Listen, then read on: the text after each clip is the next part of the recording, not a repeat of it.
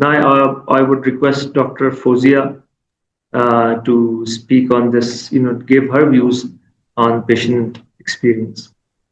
Um, so thank you for having me, and I really appreciate that we want to discuss this topic. This is very important topic, which is neglected in our healthcare. But we need to understand that ultimately, patient is a core for any healthcare system. Whatever we are planning, whatever we are doing in our healthcare, we are planning for our patient, because patient is our main customer or main internal stakeholder. So patient experience is patient expectation from the healthcare system, either whether patient is going for the public sector hospital or a private sector hospital. Every patient has certain expectation from the healthcare system, which is ultimately linked to the clinical outcome. So I believe that we are trying to achieve clinical quality and clinical excellence, but we are not touching upon the communication part for the patient, how patient feel during the treatment, whether patient feel respected, whether patient feel empowered to ask question, whether patient know about their rights. So this is a huge problem, because we have which is started from with the system. So in the system, we do not have infrastructure to assess the patient experience. And even if we have a infrastructure for the assessment of patient experience, is mostly confined to the patient satisfaction survey. So patient satisfaction survey is tip of iceberg. So it's a very small component that we usually assess in the healthcare organization, and we just look into that data and we satisfied ourselves that if patient satisfaction surveys are fine, it means that we are doing great in our organization, which is not the reality. So patient satisfaction survey is like a point check. It's a good thing to do, and it's a helpful for the patient and for our assessment. But actual measures are far beyond that, what patient feel during their patient journey. So we need to work on that. So from infrastructure point of view, we do not have a system where we can understand the patient experience. From patient perspective and the patient factor point of view, we do not have health literacy among our patient who understand what are their actual rights, so they can set expectation across that. Even that they are not aware of their rights, they have some certain expectation and we are not meeting them, because we are so much focused on the clinical excellence and clinical services, that we just not able to reach to that point where compassion, where trust, where communication, where involvement of patient is important to improve their experience. And most of the time we are seeing patient as a recipient, not as a partner, which is the main lacking point in the healthcare system, especially in Pakistan, because we never considered them as a partner in the healthcare process. We consider them as a recipient. So we cannot come out of that, God syndrome, that whatever services we have provided, this is the best thing that we are doing for our patient. So there is a lot of things that we can do in the system to help our patient and to improve our services to achieve our ultimate outcome, which is, clinical best outcome for the healthcare system. I just want to add one thing to the other point and sir point, Dr. Kapar points, that patient, I fully agree that patient expectation doesn't mean that what is their lifestyle and we will make satisfied according to them. But the second thing is your institutional environment is very important. When all these patients, जिन patients की हम बात कर रहे हैं, जो patient Balochistan से हमारे पास आखान में आ रहे हैं, या जो पेशेंट हमारे पास केपीके से आ रहे हैं, जो हमारे पास इंटीरियर सिंध से जो पेशेंट एकेयू में आ रहे हैं, वो हमारे पास आके ऐसी डिमांड्स नहीं करते हैं. उनको पता होता है कि इस पॉइंट से आगे वो असला नहीं ले जा सकते, इस पॉइंट से आगे उनको एक अटेंडेंट अलाउ नहीं होगा, और वो सबको खुद बता रहे होते हैं कि इस अस्पताल में ऐसा नहीं हो सकता. So they even not ask for it, चाहे वो उनकी कल्चरल नॉर्म्स हैं, चाहे वो उनकी प्रैक्टिसेस हैं. when they came to AKU, because उन्होंने जो प्रीवियस एक्सपीरियंसेस हैं उससे वो लर्न किया होता है कि इस इंस्टीट्यूशन का एनवायरनमेंट ये अलाउ नहीं करता. If we need to get treatment in this institution, we need to follow certain rule.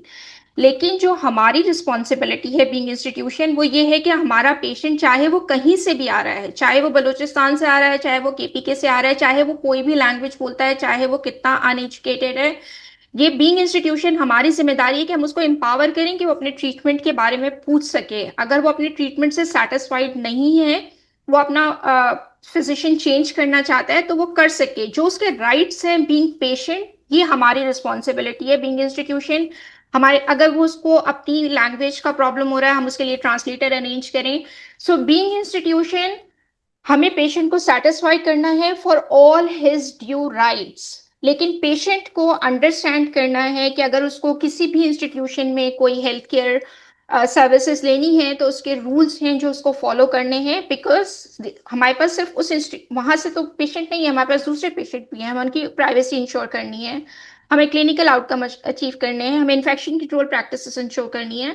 So we need to run the system. जब भी आप किसी सिस्टम में, आप बैंक चाहते हैं तो आप उनके रूल्स फॉलो करते हैं, राइट? ऐसा नहीं हो सकता कि आप बैंक में कहेंगे कि हम यहाँ बैठ के खाना खाना शुरू कर देंगे। So you need to follow the rule of the institution.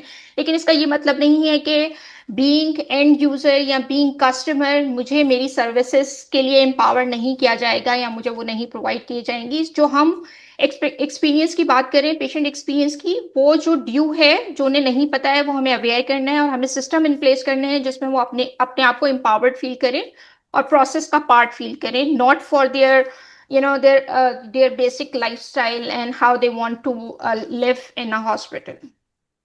So it's really depend कि कौन से इंस्टीट्यूशन की हम बात करें। अगर हम पूरी इंडस्ट्री की बात करें, पूरी इंडस्ट्री के फैब्रिक की बात करें, जिसमें हमारे पास प्राइवेट सेक्टर भी है, पब्लिक सेक्टर भी है, जो पार्ट मिसिंग है इस वक्त एग्जिस्टिंग सिस्टम के अंदर, वो है हम लोगों की ये जो कम्युनिकेशन और इमोशनल इंटेलिजेंस की ट्रेनिंग है, वो हमारे ग्रेजुएट लेवल पे है। जब मैं डॉक्टर बन रही थी, मैं ग्रेजुएट हूँ, हमें किसी ने नहीं बताया था कि कम्युनिकेशन भी कोई चीज़ होती है। हमें ये पढ़ाया जाता है ये डिजीज होती है, इसका ये ट्रीटमेंट होता है, इसके लिए आपको ये एग्जामिनेशन करना होता है।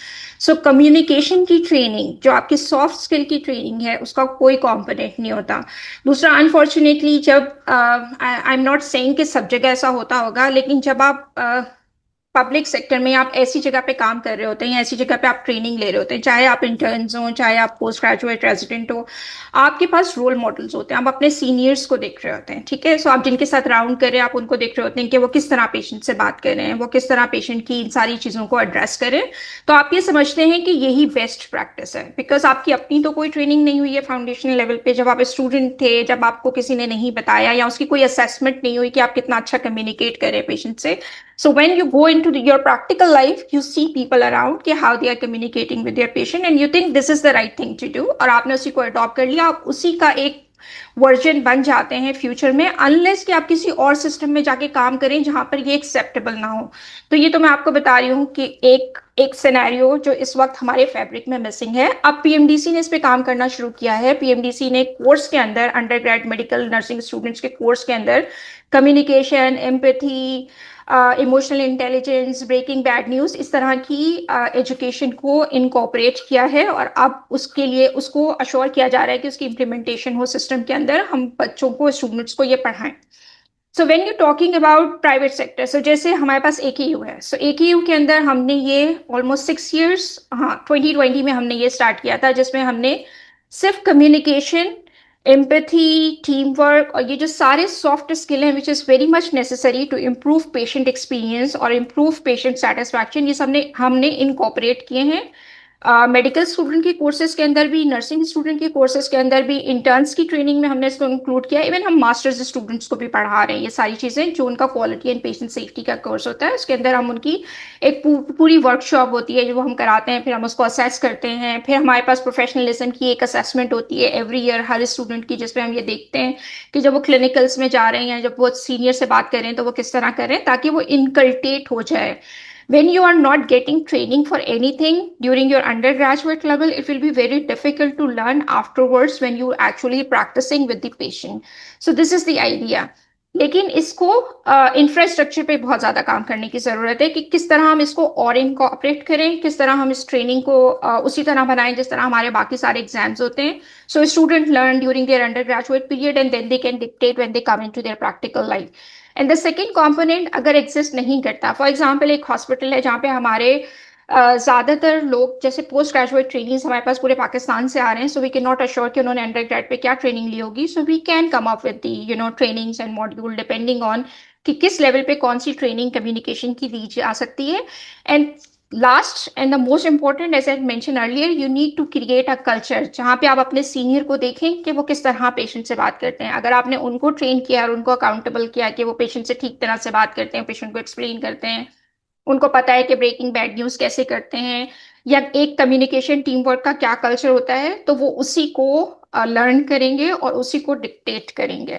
यही डॉक्टर्स जब बाहर जाते हैं तो वो सब कुछ लर्न कर लेते हैं, क्योंकि वहाँ प्रोवेशन ही नहीं है बैड बिहेवियर की, या आपने पेशेंट को एक्सप्लेन नहीं किया तो पेशेंट 1 मिनट में आपकी कंप्लेन कर देगा, आपके स्कोर्स खराब होंगे, आपको निकाला जा सकता है सिस्टम के अंदर, चाहे वो यूके हो यूएस हो। सो यही डॉक्टर सीख लेते हैं, लेकिन हमारे सिस्टम के इंफ्रास्ट्रक्चर में इसकी बहुत ज्यादा डेफिशिएंसी है, that's needs to be improve.